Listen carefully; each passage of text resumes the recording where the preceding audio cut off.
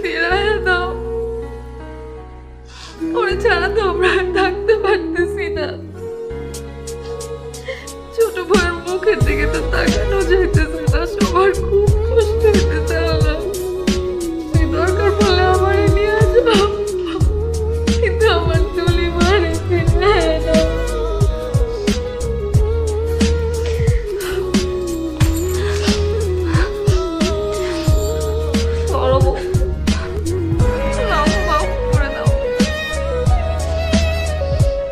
আমার কাছে মাফ চাইতেছিস কেন? আমি তো কিছু বুঝতেছি না।